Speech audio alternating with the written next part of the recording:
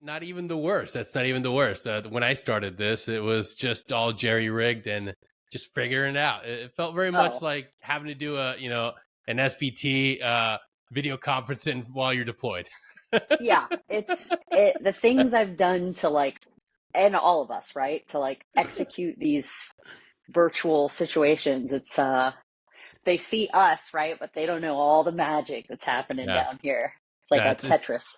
it's the most amazing thing that I carry forth from my time in the military. Like you're sitting there in a very professional brief. You're about to brief the sort of commander what you're going to do in this mission, and everybody's got their good tops on, and the commander's like, "Awesome, that's a great looking detachment, so professional." And as soon as it's over, and everybody stands up, they're in board shorts, ranger Yeah, panties, and flip flops, and walk off. yeah, yeah. I mean, I'm not gonna lie, that there might be a little of that happening right now. You're just like, it's fine. You're just gonna see me from here up, That's so it. we're That's good. right. Yeah, Yeah, that's the secret to it. It's all an illusion. yeah, for sure. That's Sarah, thank you funny. so much for being here today. I really appreciate it. Um, I understand you're incredibly busy, and like every other advocate that I've had the opportunity and chance to meet, the work never stops because the mission is always ongoing. It's always enduring. It's the battle at home. So today, I want to focus on something that I know is close to you and is close to myself. It's how do we advocate not only for those that we lose to suicide, but for the survivors? How do we advocate for everybody that's involved in this? Because there's a lot of pieces to pick up in the aftermath. Yeah. Well, I think that's a twofold question. So, how do we advocate for people who have struggled but are still here? Is that what Yep. I'm understanding? Yeah. Yeah. And then how do we advocate for the family members who loved one made that choice and are left behind? Yeah. Um, and that those are two, in my opinion, those are like two separate sort of fights, if you Yeah. will, or voices. Um, I've been going through this thought process. So, I do a lot of advocacy work or, speaking out in terms of our veterans and supporting them both just in brain health and mental health. But uh, I'll be honest, I've taken kind of a step back the last couple months because it just wears on you and it kind of plays on you. And so I've had to Yeah. kind of take a step back to be like, get a breather. And I'll address kind of the service members, if you will, first, the ones that are struggling, because we we know this is a huge issue. There are so many organizations out there that have mission statements that state they are supporting our veterans, and there's many of them doing amazing things. We also constantly hear this whole like buddy check on a buddy, check on your buddy. I've said it. And I'm like, but what does that mean? And Yeah. so this is just my recommendation, if you will. And it's going to sound really simple, but it's going to be very difficult for some of us to execute. And because the military loves acronyms, let's refer to this as Susie. And it's speak up, show up, and settle in. And what I mean by that is speak up. And what I don't mean by that is don't necessarily be like, hey man, how you doing? Because that's Yeah. too easily met with I'm fine, it's good, it's all good. Um, I would We're like to masters of see, that. yeah, and that's where it's like this is where the supporters, right? Those of us, spouses, first responders, friends, caretakers, have to like dip your toe in and be like, hey, you don't really seem like yourself. You seem like you might be struggling with some stuff that might be difficult to talk about. Is that how you feel? I mean, like get in there with the question. Hey, I'm always around. I would love, for you to just kind of unload on me and be your ear. Um, I think how they respond to those questions will also tell you a lot, even if they still respond with a good or I'm fine. Show up. What does that mean? It means physically show up. So go to their house with coffee, take them to lunch, offer to go on a walk, physically be there. I can say from my experience as a griever, this happened to me, and this I guess can answer the question a little twofold in the sense that I am very aware of the people who spoke up and showed up for me. And that's not to take away from anybody who maybe didn't do that. But when people showed up, there are times I welcomed them in, and there were times I didn't welcome them in. And that's what's going to be hard for the people who are doing this work, is when you show up to their door and you're greeted with a no, that can be hard to take, but it might just be a no for today. It might be a no for the week or for the month, but just keep going back and showing up, because at some point they might let you in, and it might even be years down the road, but you just don't forget the people who showed up. You just don't. Yeah. And then when they do let you in, then here comes the settle in. And settle in means settle in for whatever it is they're about to dump on you, and don't meet it with accolades or kind of these soft landings like, you're so strong, you're going to get through this, you're brave to take this on, just listen. Yeah. Active If listening. anything, yeah, if anything, just confirm maybe how they might be feeling. I can see how you would feel that way. That must be really hard. I think we're in a world where talking about the emotional stuff is really hard, and humans were kind of always quick to kind of bandage it up, kind of that way. The true work is just listening and being open to it. So I think in terms of our veterans, when we say check on a buddy, I would like to see people speak up, show up, and settle in more often. And I don't know if I want to use the word aggressively, but in a very more assertive way. Yeah. In terms of the family members, if there's anything I've learned, grief is an ugly beast. Yeah. And it's ugly before it gets beautiful. And it's different for everybody. It's so the different. the old 7-step model that you might have heard if you were, in the military, and the chaplain briefs you that PDF or PowerPoint with 7 clean cut steps, and it's like, hey, this is how you grieve your buddies that you lost and then move on. It doesn't really necessarily work. And modern studies and science and great thinkers and champions of mental health have all advocated for the understanding that it's not a linear process and you check each box. It's maybe you revisit it. And one thing that I've noticed is if you've lost people in the military, it's kind of connected to a season. So summertime, you got guys that maybe act out. Maybe you get more risky in your behavior. Maybe you're getting emotional and you don't know how to, and I'm speaking from experience. You don't know until you sit down and talk to somebody, and then you put it together. It's like, oh shit, how many friends have you lost in these particular months? And then that brings up the understanding of like, oh shit, if we do a memorial ceremony, I'm going to feel this. It's going to be a retracing, and it's not feeling like, why can't I get this right? Why can't I finish my grief cycle? It's understanding that, the right thing will pop up and you'll miss a friend. And it's understanding that it's okay to grieve. It's okay to cry. Like it's something that we all should have gotten a really awesome, curriculum on, but we never got. Yeah, in some ways, I don't think the military could have predicted the way so many losses over the years would affect people. Not that they get a pass, but everyone's learning here. Those cycles of grief are an interesting one. I think they apply really well to a family member who was sick for a long time, perhaps, or someone older in age. But for so many of us, you and I and our friends, my fellow widows and I refer to it as out of timeline deaths, meaning, my husband was in his 40s. Like, he really wasn't supposed to die yet, as many of our friends. So it makes it hard. It makes it really hard that you had a life planned. And so for sure, you boomerang through those kind of cycles of grief. And I had a friend ask me recently, is it always going to feel this way? And I think we all grieve differently, and I've seen that in my fellow friends, but I think there becomes, if you can find somewhat healthy coping mechanisms, and I'm a big advocate of therapy and everybody going to therapy, then you hopefully can find a place where the grief just sits in you, and it's where you carry it always. It's always there. You can revisit it at will, but you're a little stronger to carry it. Yeah.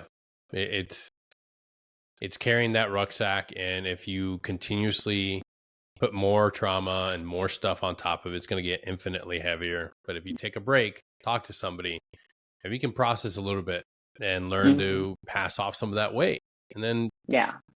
when when you end your time with that specific therapist and you move forward, and then if you have a hiccup or have another issue down the road, you stop by, get help again. Like, that's just a journey. That's life. It doesn't Yeah. just end. It doesn't just like, oh, I'm going to be putting this away. I'll never have to revisit it. There's no magic wand. It's just learning to adapt. In your lived experience, in your life, how did you go from being able to find closure, at least to the point where you can move forward, and then start advocating and helping others? Well, I'll be the first to say I probably started not at a good time. And you know Um, what? That's exactly what I found. The moment we feel good enough, just good enough, we want to help everybody else. so I recently had this so I will say I think my upbringing has a lot to do with my just my personal resilience and grit. I was a military kid. I moved multiple times. I went to tons of schools, and that in itself just makes you pretty resilient. Yeah. It gives you the ability to just adapt perhaps more fluidly. Um, but with that being said, I will also say I consider myself a stove toucher. And I recently came up with this analogy. My girlfriends loved it. I was like, a fellow widow said, "Why do I have to do all the things to know?" And I said, "Because you and I are stove touchers." She's like, "What do you mean by that?" And I was like, "Basically, I have to do it, experience it, feel it, taste it, all of it, to know if it's something I want to do." Where there's other people, I refer to them as, knee deep in the wave pool. And those are the people who in life, they're living life, but they're also foreshadowing or can see when the waves are coming, and they decide how much they want to engage. Like, I don't really want to go all the way in on that. I'm not really ready. Yeah. I think I lacked some of those boundaries in the beginning. And I just felt passionately. I mean, still love Chad so much. And I just can see the other widows and how much they loved their person. I can also see our current spouses who are struggling to support the person they love. And I just so passionately did not want someone else to join the chair next to me. So it was like, well, what can I do? How can I share my story in the hopes that maybe it will help someone else? I will say I think it's come at a pretty huge cost personally, but I wouldn't change it and I wouldn't take it back because I think some good has come from it. And if it has, then great. Yeah. No, we underestimate how much of a cost it really puts on our health and strains us mentally. Like, being available, being of service to others at all hours of the night, all hours of the day, takes a huge toll. And then that begets more stress and can lead to more trauma. Like, your body does not operate well when it's overstressed. Yeah, I've definitely had my closest friends have seen it, but I don't show it to other people, but I've definitely had moments of um, pretty dark times for myself personally, even while you're trying to work and do all this good and it's straining you. I think I also underestimated the position it would put my children in. And I'm not Mm. sure I gave that enough like credit to begin with. Uh, both of my kids are amazing kids and they carry their grief differently. And I think sometimes me being forward in front in the Chad 1000X, as great as it is, I think it's brought some challenges on our family. Um, so yeah, it's come at a cost. Yeah. No, taking on these monumental tasks, it doesn't leave you unscathed. It's another Yeah. thing to deal with. So how do you prioritize yourself now? Now in this time where it's like, okay, like I have been championing. I've done great things. I've taken care of others. How do we put the focus back on ourselves? So I Yeah. think there's a lot of us out there that need that message. Yeah.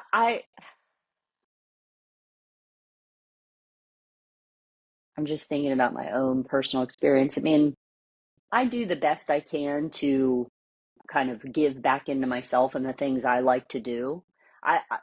I know people probably see me as an extrovert, but I think I'm actually an introvert. I spend a lot of time by myself. That's how I recharge. Like I Yeah. really have to be alone, um, or like maybe one other person, but I don't thrive on lots of people or big groups. So I definitely lean that way.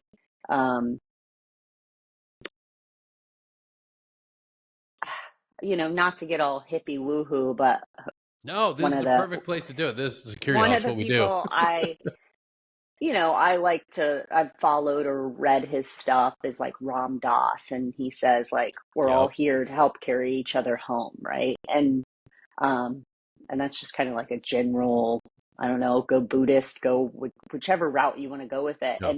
and I think there's truth to that, and that doesn't have to necessarily be hopefully at the end of our all very long lived full life. I think again, what's so lacking in our world today is personal connection. And while it can be draining on you as a giver, there will be times that people give back into you.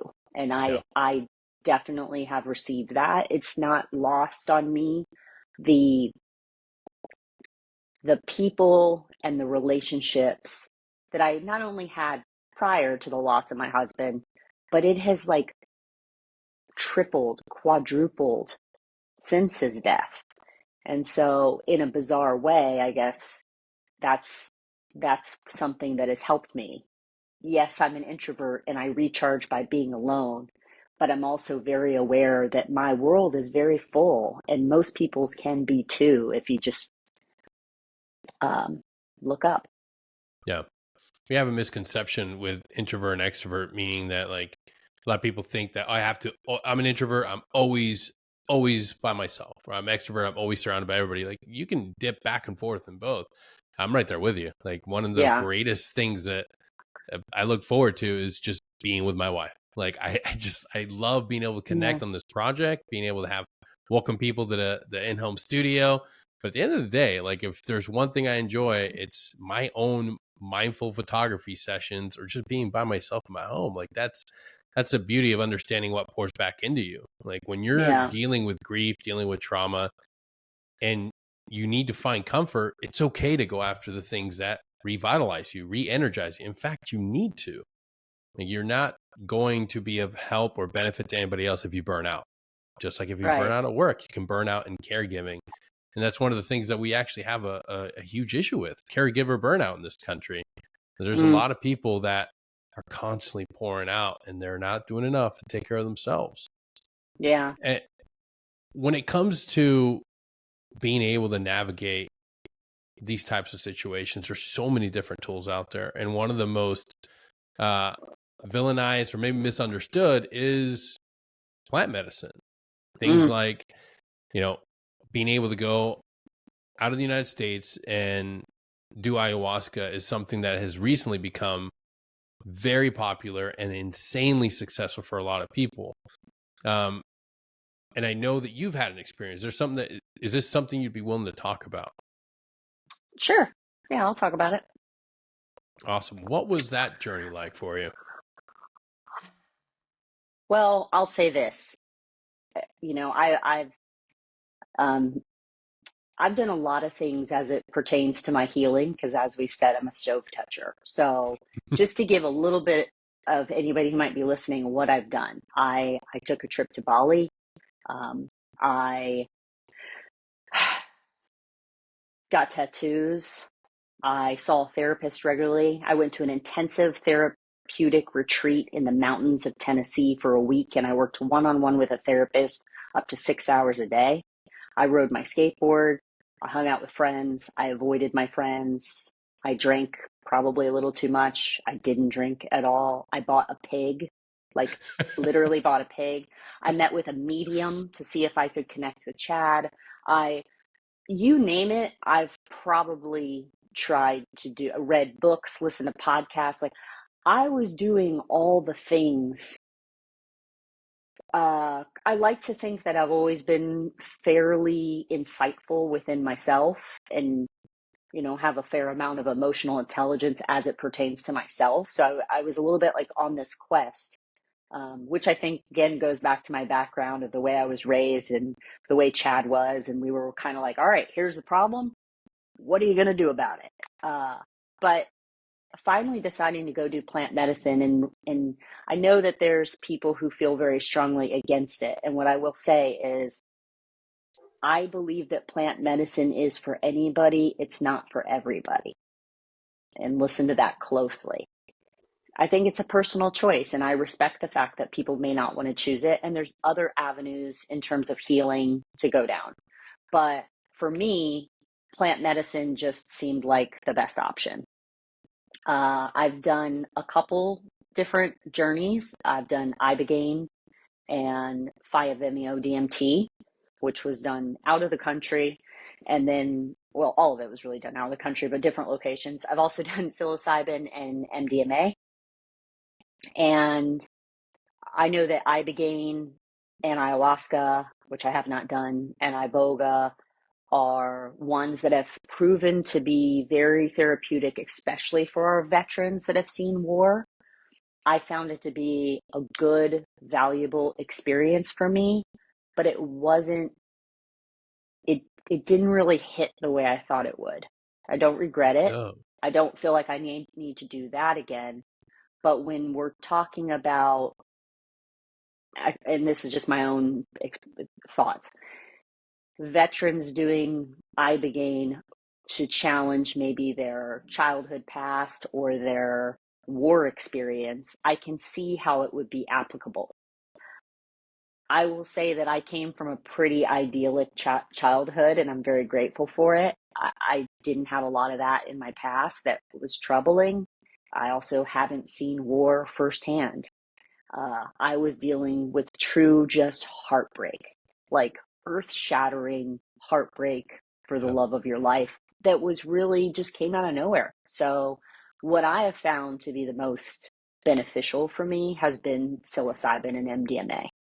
Um, it's allowed me to kind of look back into myself, at my ego and my subconscious, and it's really alleviated some of the pain and the hurt I feel from the loss, which comes up still, but um, it's allowed me in a lot of ways to kind of timestamp Chad in the love that I feel versus it always feeling so shame and guilt ridden, Yeah. if that makes sense. No, absolutely. Um, That's one of the things that I wanted to talk to you about is that guilt and lingering shame, that pain that we can't seem to remove no matter how hard we try. I could have done something. I could have been there. Monday morning quarterbacking for so many of us is a real painful issue that we deal with along with moral injury. And it's so intimately linked to that loss and it stays with us and it just gnaws at us over and over again. And how do you find yourself running away from that? Or did you finally find yourself staring it down and understanding like, hey, this is not my fault. This is not something that I can beat myself up over and over again. this is kind of one of those boomerang emotions we were talking about earlier. Um, I read in a book one time, it said something to the effect that your subconscious doesn't care about facts. And I was like, huh, because if we had Chad's brain donated to research, I know that he had injuries to his brain. And one would say, hey, he had physical wounds on the brain that manifested itself into a multitude of problems to include a mental struggle. And that's why he made this decision and he took his life. So facts, right? But the unconscious doesn't care about facts. And what my unconscious mind constantly tells me is that he was my best friend. He was the love of my life. I would have done absolutely anything to help him and save him. And what my unconscious mind also says is that if he, and this is literally what my brain says to me, like if he made the choice to leave, it was almost like a betrayal against you. You know, you weren't doing enough. He didn't trust you. He didn't feel safe with you. There's shame involved in that. And I would be lying if I didn't say that that pops in my head on a pretty regular basis. But I think in the beginning of my grief, where it was literal turmoil, I mean, if I could just have someone feel the way I felt of this just constant, like, hamster wheel in your brain. And it was so punishing to myself. And kind of like you were saying earlier, talking to a therapist and, you know, getting some things off your chest, I always use the analogy of letting air out of the balloon. So it was like, if we overfill a balloon, what do? We like pinch the sides and like Yeah. let some air out. And in the beginning of my grief, I was so filled with shame and guilt and kind of embarrassment and sadness and anger that I kind of just unleashed on people that were in my path. I was an asshole. And it kind of got to the point where it's like, I can't live like this, which then obviously led me down the path to search out for all this healing. However, with all that said, just 2 days ago, I was driving in the car and those exact thoughts popped up. It was like, wow, it's been 5 years. Like, look at all that I've done. And I think that also plays into why was I so fast forward to speak out, be an advocate, and those sort of things. Is in the beginning, I think it was the only way I felt that I could still express love to Chad. And Yeah. what I've finally kind of come full circle on is I don't need to do that anymore to express that love. Like, I just know where it sits with me. So yeah, but it's still that shame and guilt. And, you know, I can't speak for all families that have experienced a loss, or especially a loss like the one I have, but, you know, I imagine they all carry that a little bit differently. Yeah. How does self-compassion show in your life these days? And the reason I ask that is because I'm a big friggin' fan of Dr. Kristen Neff and her work on self-compassion, and having practiced it, understanding like how important it is, especially when dealing with trauma, guilt, moral injury. But it's hard to cultivate. Like Yeah. our demographic, our type of people, fuck, we're really hard on ourselves. And that's like one of the first things I always reflect on. Like, how does self-compassion show up in your life? How are you willing to extend that little bit of like positive love affirmation on a daily basis? No, I mean, I would be curious what she would say to my answer on this, but I think my self-compassion is when I give in to others. That's when I feel, you know, I mean, um, you know, I've been told I'm loud, I'm unapproachable, I have a lot to say, and I'm bold. None of those were meant to be compliments when they were told to me, but I took them as compliments. I was like, all right. And, you know, maybe I come off that way, but I also know I'm super, super sensitive. Um, so I don't know if I have a great answer. I mean, I think we all struggle with it. Yeah. Mm, Um, I do think I did a bunch of writing the other day because I was walking down the street and I kind of had this like a personal epiphany. And I do think it's gotten better for me as I've gotten older. Um, Maybe it's my loss, maybe it's becoming an empty nester, which probably has been one of the second most hardest things I've had to do. Um, but kind of coming full circle where, at almost 47 years old, I really like myself. I do. I like who I am. And to be able to say that and be okay with it, that feels pretty good. So, That is a um, huge achievement that so many of us never get a chance to really truly understand how important it is. That a lot of people in the military, especially in the elite groups within special forces, Rangers, Navy SEALs, we are self-loathers, and we're the first ones to cheer on a friend, a counterpart, and love on everybody else, but we are hard on ourselves. And being able to sit down and say, wow, like, I love who I am, I love and I'm proud of everything I've accomplished, that's really fucking hard. But it's such a well, oh, go ahead.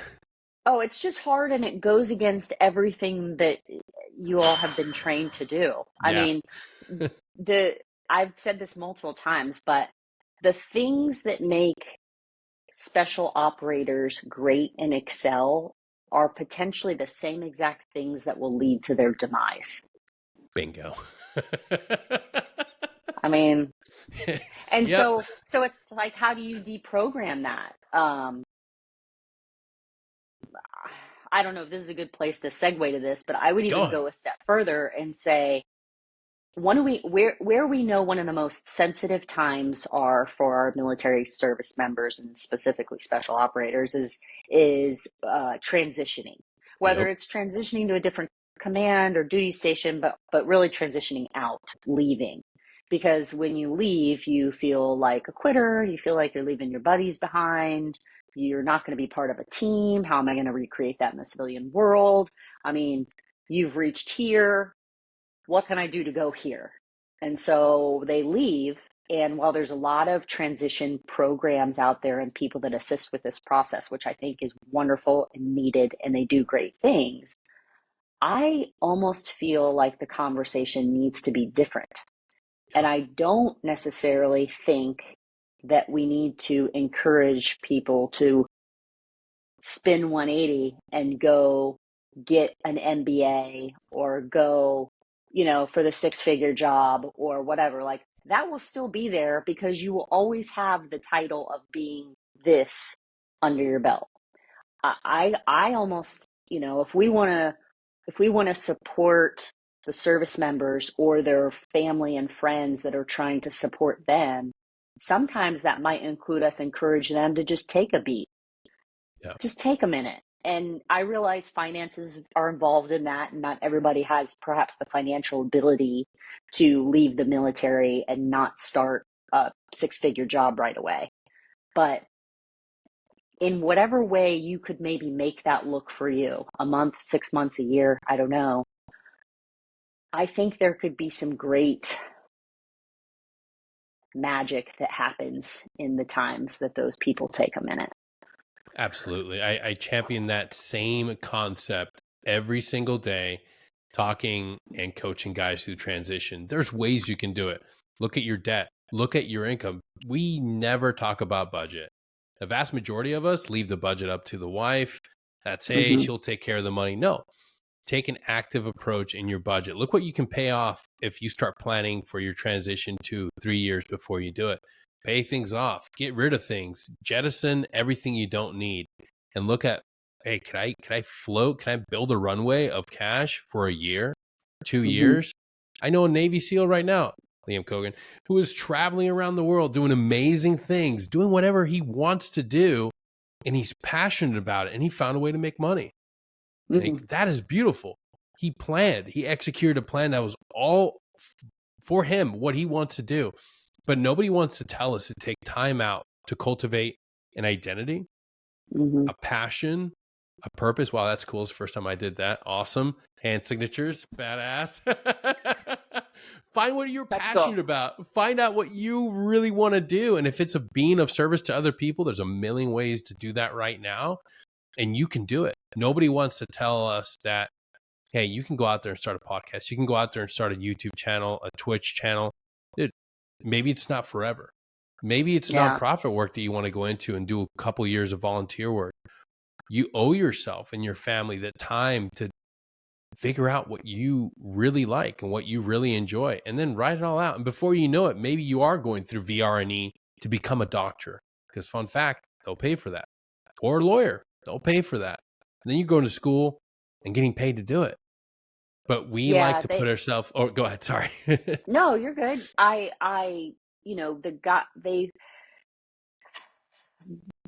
The military guy, I say guys just because that's generally my population. This is not against women, men. They ride the red line so long, but so does the family, right? Yes. I mean, your family is in it too. Your family, as far as I'm concerned, your family is serving. And I realize they're not overseas in the, but like they are outstations and all this sort of stuff. But, I mean, everybody has served. And so maybe that's part of the conversation, is targeting it that way. Like, it's not just you that needs a beat. It's your family members need a second, to take a knee and just like shake it out. And that's coming from someone who, I feel like I'm pretty driven and I like to achieve. I know Chad was very driven and likes to achieve. So it's hard to say that, but I think it's ridiculous to think that you can ride the red line through a full career in the military and then transition, and you're potentially kind of recreating that at times in the civilian sector, whether it is, the MBA, the investment firm, the six figures. It's just, but then again, I lived part of my life in a van, so I don't know if people want to listen to me. But that's pretty fucking cool. I mean, let's talk to that. How did that come about? How did that idea? I mean, it's everywhere, but still, it doesn't matter how many people do it. How did that become a reality for you? Well, I'll squash that bug right now. That van life is not what you see on Instagram. I feel like I need to change my Instagram to target what true van life can be. But please. So one of the things I did for healing was I always wanted to see the Pacific Northwest. I just had never been there. And I wanted to do it in a camper van, and I found a company, and I used Chad's huge Patagonia massive duffel I wore as a backpack. I packed basically just what I needed. I flew into Seattle, picked up my camper van, and I spent 10 days driving through the Pacific Northwest with one rule, and it was to speak to as little people as possible. And I think I had three conversations in 10 days. And that doesn't count like the grocery store clerk or something, but yeah, literally 3 conversations, because I think at that point I just wanted to be very internal. And what's cool about that is I have some really great stories, which should be for another time. But what's cool about that is, if you really think about it, the less you talk, the more other people do. So the things I learned about people at campsites, and they just tell you all kinds of stuff about their life and how little to nothing they knew about me. And I found that to be great. But anyway, before I even made it through the trip, I was to return in San Francisco. I was sitting in a little camp spot in Bandon, Oregon, which is beautiful if you've never been. And I was already researching vans and how to have my own.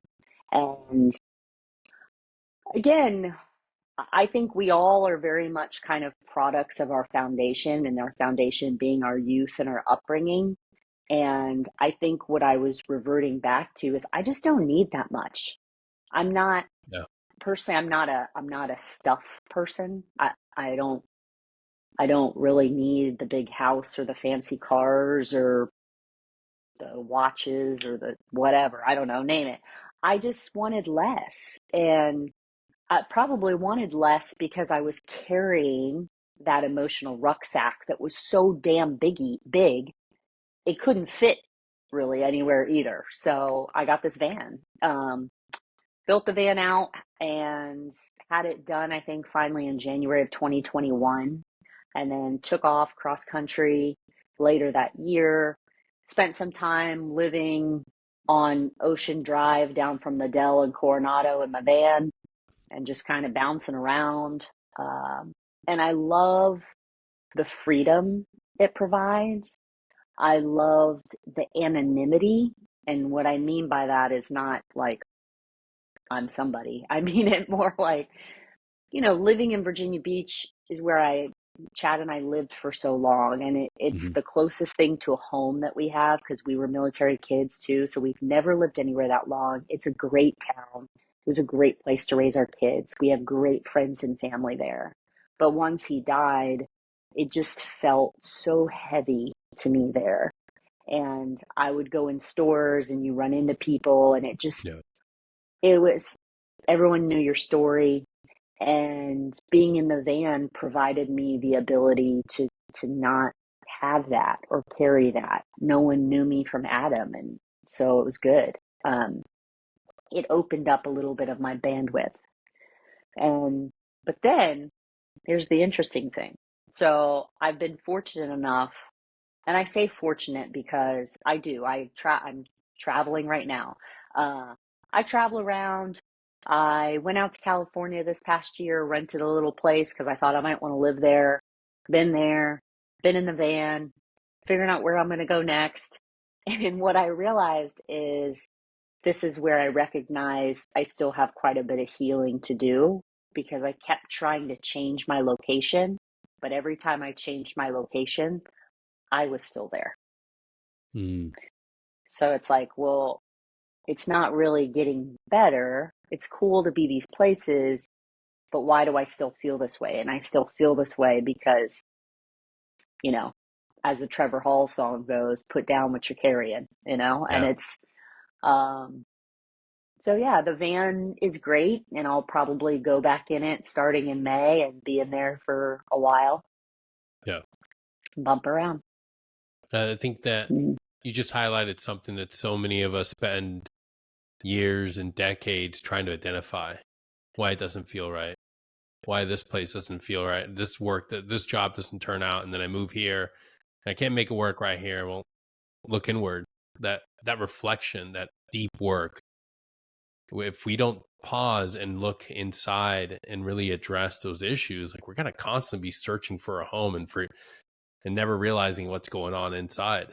Like Yeah, that's powerful. It's just yeah. a lot of guys and gals need to hear that.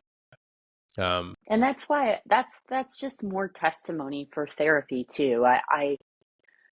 My therapist who I love, and I always tell her I want to shrink her down and just like put her in my pocket and just carry her with me everywhere.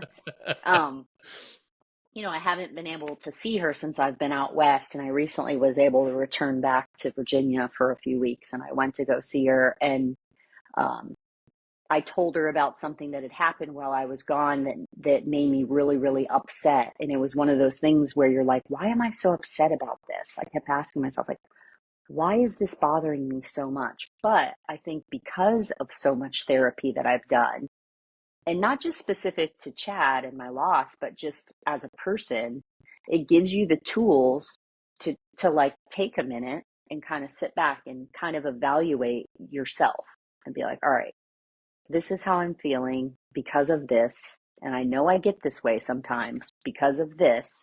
And what will make this better?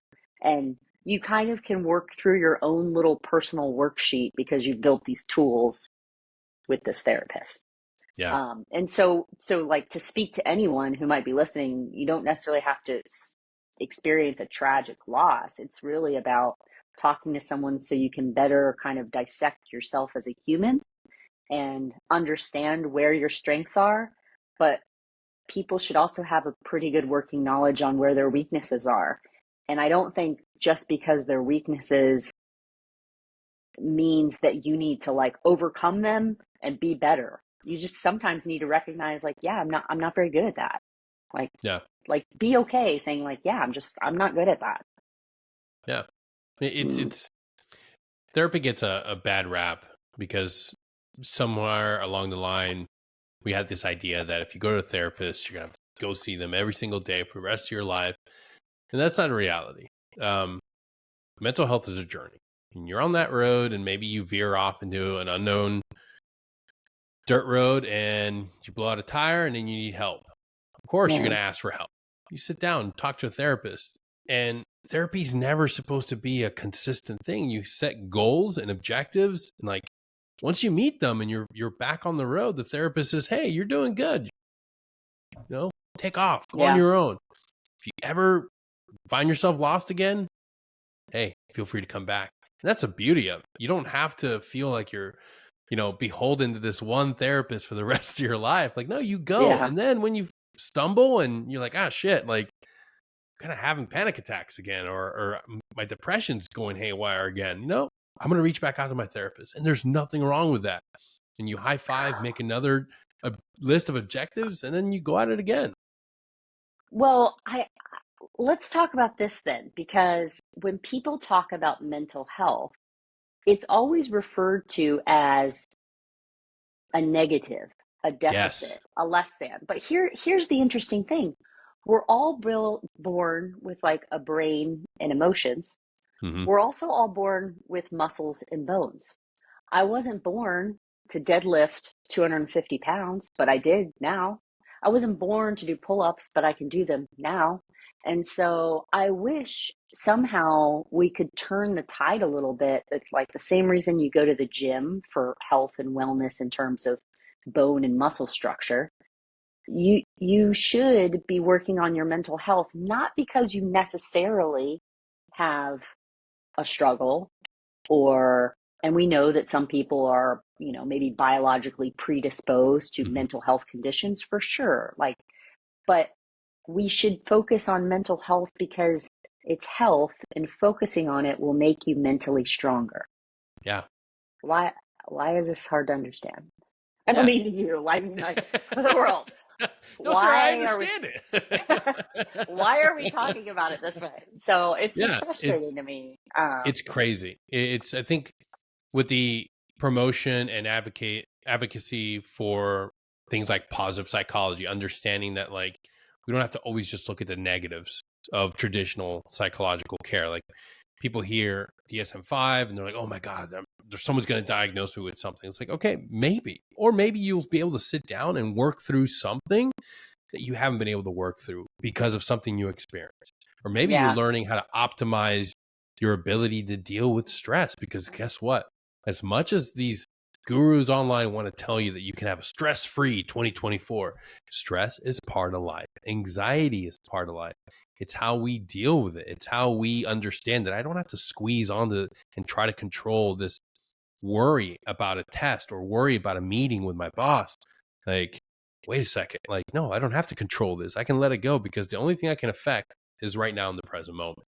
I can't worry about tomorrow's meeting or the meeting that I may have botched last week. It's over. It's done. Yeah. But nobody is there to tell us this unless we're willing to go in and sit down and talk to somebody that has the tools and weaponry to help us combat this. And that's a beautiful thing once you realize that, there's no stigma around it. Like it's one of the greatest resources that does work. It's just being able to talk. And now we have peer-to-peer support groups. We have people that have lived and done exactly what we've been through, and we don't have to feel so alone by talking to somebody that maybe doesn't understand us. Like there's tons of resources out there. And it's just as simple as having a talk with somebody. Sometimes you just need to talk with your best friend, as long as they're actively listening and not trying to solve the problem for you. That could be really a helpful tool too. Yeah. I think we just live in like an all or nothing world. And I mean, it's all or nothing. I think I recently posted a thing about this, but if you go on any platform right now and you look at, mental health and being the best you, and we're just inundated with these things. I think everybody is saying some really great things. It's meditate, breath work, cold plunges, sauna, get massages, maybe you do acupuncture. How about plant medicine? The list the list is really long.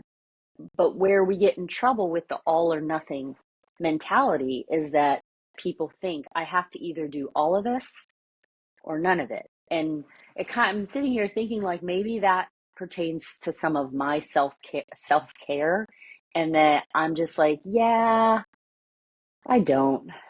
And I don't meaning not that I don't do any of that. I don't overwhelm myself with trying Yeah. to meet every single wicket.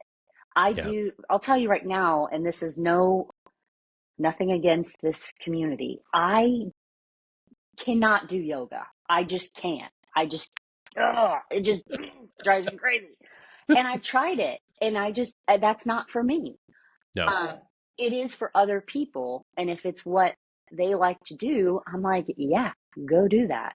But because of my self-awareness, I know that I am not going to be a good time on a mat next to you in your yoga. I'm going to crush it. You're going to hate it. Like I'm going to be complaining. And so I don't do yoga, but I do other things. And I think encouraging people, your health is this giant continuum. It's like your Yeah. personal umbrella, and you need to decide what you want in your umbrella, and just focus on that. Do you? Yeah. You know? That is so true. What about mindfulness? Have you dove into that at all in your journey? That's one of the things that I found to be extremely helpful. Well, tell me how you have, and so I can So, better understand, because yeah. So bringing that and cultivating that present moment awareness, understanding how to sit down and redirect your mind instead of constantly being in that rumination mode, constantly worrying, constantly stressing, and it starts with just as simple as doing your focus on your breath meditation and redirecting your thoughts, and then practicing mindful eating and body scan meditations. But at the core of it, it's simply being able to observe your thoughts, observe your surroundings, and understand to let go of controlling and judgment and just be present. And that's been one of the biggest things, because the one thing that I couldn't do was let go of anxiety and depression, because it was all linked to either focusing on the future, which is the anxiety, or being depressed about the past. And that's how mindfulness has become like, I got my certifications, I teach it now. Now it's become a great source of healing for me. And I'm always curious seeing if other people have tapped into it in their own journeys. I've dabbled with it. I will say that's part of my problem probably with yoga, is like I sit there and I'm like, how much longer, And again, I do have a hard time because my mind goes really, Yeah. really fast. Um, I know even sometimes when you're talking to someone who talks slower, I'm like, yep, I got it. Get It's the hard for words me. out faster. Yeah, it's like, just what? Again, it's something I'm not that great at, I'm not very patient for sure.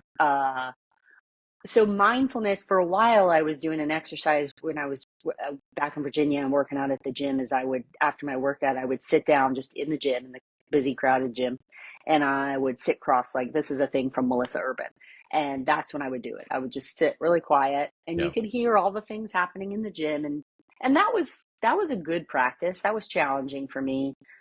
And I don't know if this counts, but I think most of my mindfulness happens, meaning I can just really kind of take a look in about what I'm thinking about and what's bothering me, is usually when I walk. So obviously I Yes. walk a fair amount with a rucker, go ruck. And, it's because I kind of, it helps me to move. But Yeah. I can move and not have to talk to anyone, and just walk through the neighborhood or wherever I am, and just kind of think about the week that just passed, any conversations I had, how do I feel, what's maybe keeps coming up that I get, same thing, kind of anxious about, or reoccurring thoughts. But I would say for me, it's probably more active, and I don't know if that's necessarily the best thing. It would probably be better if I challenged myself with what's hard for me, and that is sitting still. But Yeah. so maybe I should take that challenge Yeah. after I'm we get telling off. you, Yeah. and this is truth. It's scientific. 12 minutes a day. Start with 12 minutes a day. eyes 12 open minutes. meditation. I know. Hey, look, I hold my clients to the same standard. Like, start with small, 12 minutes, and Okay. do maybe mindful eating. Turn everything off and just focus on eating slowly. And I get met with the same looks of sarcasm. Like, yeah, I'm going to sit there and eat slowly. I'm like, yeah, look, I get it. I live the same life. You just eat really rapidly and you move on to the next thing. But bringing that present moment awareness to everything that you're doing allows you to finally understand the importance of being there, aware. Like, I would send emails before and not realize I sent the wrong email to the wrong person about a completely different topic because I'm just constantly scatterbrained. I'm living like trying to play 3D chess. And with mindfulness, I stopped doing that. What are my hard do outs? And then when I look at my calendar and realize, like, okay, no, what's more important? Getting my workout, my meditation in, or struggling and stressing about this shit? I don't have a, and here's a fun fact about Security Hot Media. I'm the fucking boss. So if I don't want to do something that day, I don't fucking do it, because it's more important for me to get those things that revitalize and pour back into me, like being with my wife, than sitting down and being frustrated about a stupid social media post. Screw it. Live in today, live in the present moment, because, hey, fun fact, at some point, it all ends. At some point, that timer that's above our heads, it expires. And I don't want to go out missing out. I want to live my life to the full extent. And no one's going to give two shits about that meme that I don't post. But you know what? I will care if I missed out on 45 minutes with my wife, being able to do something and enjoy life, or go fishing, or go do photography. Live life to the fullest. We made it through the worst of it. We made it through the worst. Now we get to enjoy life. Sara, thank you for being here today. Thank you for being brave and bold and sharing your journey with thousands of us across platforms, videos, and being an advocate. But before I let you go, in this new season of your life, what are you doing? What is the new motto? What is the new thing that you're excited about? Am I allowed to use cuss words? Absolutely. No, I jokingly say, I've lately just put a lot more things in the fuck it bucket. Just fills up. Just like, fuck it. Overall, I would say I'm a person who I've really learned what matters, kind of to your point you were making a minute ago. There's just, again, for me, it was having a loss like this, and you just realize, like, there's just a lot of shit I don't worry about, and don't care. But I think for me, it's trying to give back to myself a little bit more, because again, I've given up a lot of myself, especially in the last 5 years. And I always use the example of grief as like a flour sifter, and there's just these big rock boulders of flour, and you're just kind of sifting through it. And it's getting a little easier to sift. And so just trying to revisit what could be next for me in my life moving forward. My kids are, for the most part, grown and flown. They don't live at home with me anymore, and I love any moment I get with them, but really trying to think of, I like to think that we all are versions of multi-potentialites, meaning you can do and be a lot of things in this lifetime if you open the door. And that's kind of what I'm trying to figure out. So what will I do next? I will always care about veterans, and there will always be a part of me championing for them. But I don't want that to be my only purpose moving forward. Absolutely. Sara, thank you so much. That's like, thanks. The realest fucking answer ever. It's time for Sara 3.0, and I'm here for it. I'm excited to see where you go next, and I think everybody else will be there cheering you on. So, Sara, thank you for coming on today, and I can't wait to see what you got next. Everybody listening at home, take a few moments for yourself today. Practice some self-compassion, or not. Either way, hope you have a great day, and we'll see you all next time. Until then, take care.